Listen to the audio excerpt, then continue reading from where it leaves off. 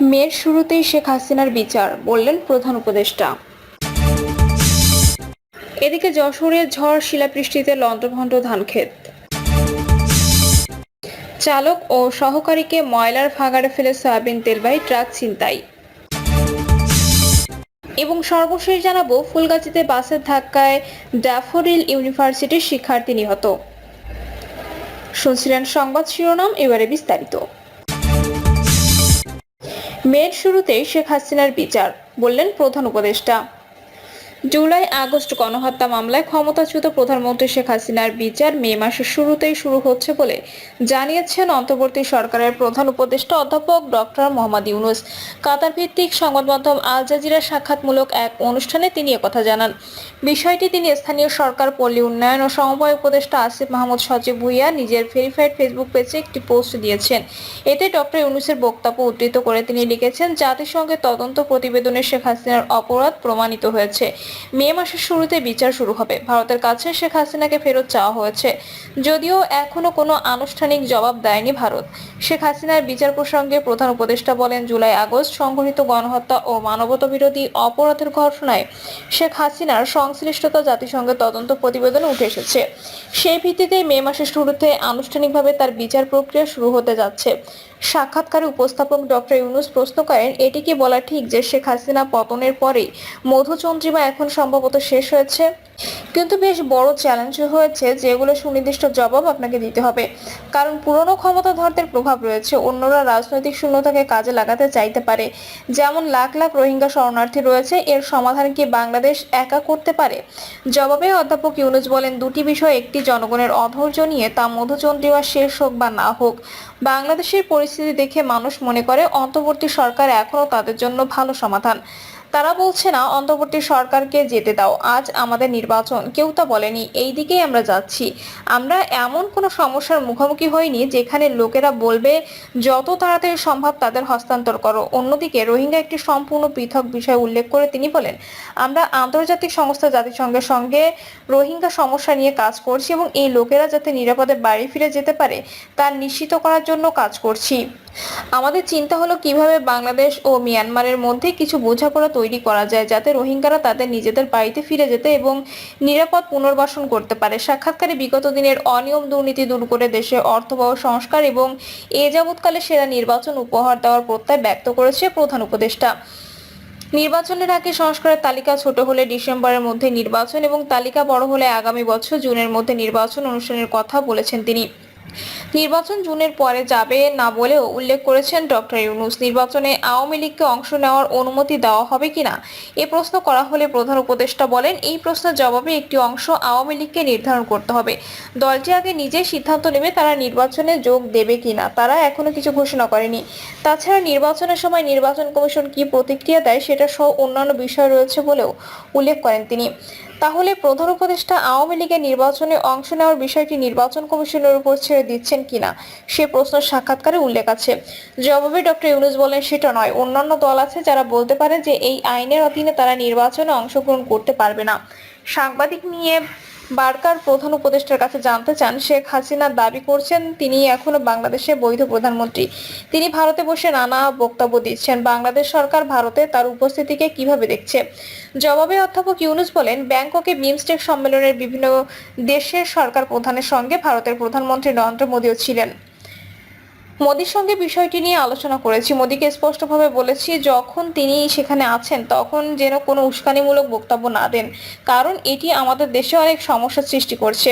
তিনি বাংলাদেশের মানুষকে উস্কে দেওয়ার জন্য বক্তব্য দিচ্ছেন, আর তার খেসারত আমাদের দিতে হচ্ছে। সাংবাদিক জানতে চান, প্রধানমন্ত্রী মোদি কি বলেছিলেন? উত্তরে প্রধান উপদেষ্টা বলেন, আমি যদি ঠিকঠাক মনে করতে পারি তিনি বলেছিলেন এটা এমন একটি দেশ যেখানে সামাজিক মাধ্যম সবার জন্য উন্মুক্ত। আমি এটা নিয়ন্ত্রণ করতে পারি না। প্রধান উপদেষ্টার কাছে জানতে চাওয়া হয়, তিনি মনে করেন কিনা ভারত শেখ হাসিনাকে রাজনৈতিকভাবে আশ্রয় দিচ্ছে যেন দেশে ফিরে তাকে ন্যায় বিচারের সম্মুখীন না হতে হয়। তিনি ভারতের উপর কোনো চাপ সৃষ্টি করতে পারবেন কিনা? জবাবে ডক্টর ইউনূস বলেন, বাংলাদেশ এরই মধ্যে ভারত সরকারকে একটি চিঠি পাঠিয়েছে হাসিনাকে ফিরিয়ে দেওয়ার অনুরোধ জানিয়ে, কিন্তু তারা এখনো কোনো উত্তর দেয়নি। যখন আইনি প্রক্রিয়া শুরু হবে তখন আদালত তাকে নোটিশ পাঠাবে এবং তখন দেখা যাবে কিভাবে তাকে ফিরিয়ে আনা যায়। যশোরে ঝড় শিলাবৃষ্টিতে লন্ডভন্ড ধানক্ষেত, যশোরে কালবৈশাখী ও আধা ঘন্টার শিলাবৃষ্টিতে বোরো ধানের ক্ষেত লণ্ডভণ্ড হয়ে গেছে। বিকেলে এই ঝড় বৃষ্টিতে মাথায় হাত পড়েছে কৃষকদের। মাথায় কেটে রাখা ধান পানির নিচে তলিয়ে গেছে। যে ক্ষেতের ধান কাটা হয়নি তার বেশিরভাগই ঝরে পড়েছে শিলার আঘাতে। আবহাওয়া অধিদপ্তর ও স্থানীয় কৃষকরা জানান, গত 2 সপ্তাহে তীব্র ও মাঝারি তাপপ্রবাহের পর বিকেল 3টার দিকে আকাশ কালো মেঘে ঢাকা পড়ে। এরপর শুরু হয় ঝোড়ো হাওয়া। কিছুক্ষণের মধ্যে 180 কিলোমিটারের কালবৈশাখীর সঙ্গে শুরু হয় শিলাবৃষ্টি। এক পর্যায়ে বৃষ্টি কমে এলেও প্রচুর পরিমাণে শিলা পড়তে থাকে। দীর্ঘ সময় ধরে শিলাবৃষ্টির কারণে যশোরে বোরো মৌসুমে উঠতি ধানের অপূরণীয় ক্ষতি হয়েছে বলে খবর পাওয়া গেছে। সবচেয়ে বেশি ক্ষতির খবর পাওয়া গেছে চৌগাছা সদর ও বাঘাপাড়া উপজেলাতে। শেষ সময়ে ধানে শিলাবৃষ্টি ক্ষতিগ্রস্ত হওয়ায় হাজারো কৃষকের মাথায় হাত উঠেছে। তবে শিলাবৃষ্টিতে কতটা ক্ষয়ক্ষতি হয়েছে তা নিরূপণ করা সম্ভব হয়নি বলে জানিয়েছেন জেলা কৃষি সম্প্রসারণ অধিদপ্তরের কর্মকর্তারা। চৌগাছার সিংহঝুলি মাঠপাড়াতে গ্রামের কৃষক টনিরাজ জানান, তার জমির ক্ষেতে ধান গাছ শুধু দাঁড়িয়ে আছে, শীষ থেকে সব ধান ঝরে মাটিতে পড়ে রয়েছে। টনিরাজ বলেন, 2 বিঘা জমিতে ধান আবাদ করেছিলাম, 15 কাঠা কেটেছি, 25 কাঠা এখনো কাটা হয়নি। শিলাবৃষ্টির ওপর মাঠে গিয়ে দেখি একটি ধানও নেই। একই গ্রামের কৃষক শাহিনুর রহমান শাহিন বলেন, এবার 11 বিঘা ধান আবাদ করেছি, 4 বিঘা কাটা হয়নি, 1.5 বিঘা কেটে খেতেই রেখেছিলাম, সব ধান শেষ হয়ে গেছে।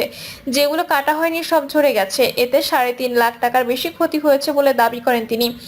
স্থানীয় কৃষকরা জানান, সিংহঝুলি, বলিদাপাড়া, ঝাউতলা, জামালতলা, জগন্নাথপুর, কয়রাপাড়া গ্রামের ধানের ব্যাপক ক্ষতি হয়েছে। এসব এলাকায় 2 থেকে 3 হাজার হেক্টর জমির বাসমতি ধানের সবচেয়ে বেশি ক্ষতি হয়েছে। বেশিরভাগ ক্ষেত্রে বাসমতি ও মিনিকেট ধান সব ঝরে গেছে। চালক এবং সহকারীকে ময়লার ভাগাড়ে ফেলে সয়াবিন তেলবাহী ট্রাক ছিনতাই। জয়পুরহাটের কালাই উপজেলার একটি ময়লার ভাগাড় থেকে ট্রাক চালক ও সহকারীকে মুমূর্ষু অবস্থায় উদ্ধার করা হয়েছে। তাদের দুজনকে কালাই উপজেলা স্বাস্থ্য কমপ্লেক্সে ভর্তি করা হয়েছে। বিকেল 5:30টার দিকে কালাই পৌর শহরের পূর্ব সরাইল ময়লার ভাগাড় থেকে তাদের উদ্ধার করে কালাই থানা পুলিশ। দুর্বৃত্তরা দুজনকে অজ্ঞান করে ময়লার ভাগাড়ে ফেলে দিয়ে সয়াবিন তেল বোঝাই একটি ট্রাক ছিনতাই করেছে বলে জানিয়েছে পুলিশ। পুলিশের প্রত্যক্ষদর্শী সূত্রে জানা গেছে, সোমবার বিকেলে জয়পুরহাট বগুড়া আঞ্চলিক মহাসড়কের কালাই পৌর শহরের পূর্ব সরাইল ময়লার ভাগাড়ে 2 জন ব্যক্তি কর্দমাক্ত অবস্থায় পড়ে থাকতে দেখেন স্থানীয়রা। তাদের মৃত ভেবে লোকজন জড়ো হন। এরপর জরুরি সেবা 999 কল করে ঘটনাটি জানানো হয়। কালাই থানা পুলিশ এসে ময়লার ভাগাড় থেকে 2 ব্যক্তিকে উদ্ধার করেন। ওই দুজন পুলিশকে জানান, রোববার রাতে চট্টগ্রাম থেকে এক ট্রাক সয়াবিন তেল নিয়ে রংপুরে যাচ্ছিলেন। বগুড়ার মহাস্থান সেতু এলাকায় 10 থেকে 12 জনের একটি দল ট্রাকে উঠে পড়েন। তারা কেবিনে ঢুকে ট্রাকের নিয়ন্ত্রণ নেন। এরপর তাদের এখানে ফেলে দিয়ে সয়াবিন বোঝাই ট্রাক নিয়ে চলে যায়। কালাই থানা পুলিশের ভারপ্রাপ্ত কর্মকর্তা জাহিদ হোসেন বলেন, দুর্বৃত্তরা সয়াবিন তেল বোঝাই ট্রাকের চালক ও সহকারীকে অজ্ঞান করে ময়লার ভাগাড়ে ফেলে দিয়ে ট্রাকটি নিয়ে গেছে দুর্বৃত্তরা। বর্তমানে ট্রাক চালক ও সহকারী সুস্থ আছেন। তাদের পরিবারের খবর দেওয়া হয়েছে। পরবর্তীতে প্রয়োজনীয় আইনগত ব্যবস্থা নেওয়া হবে।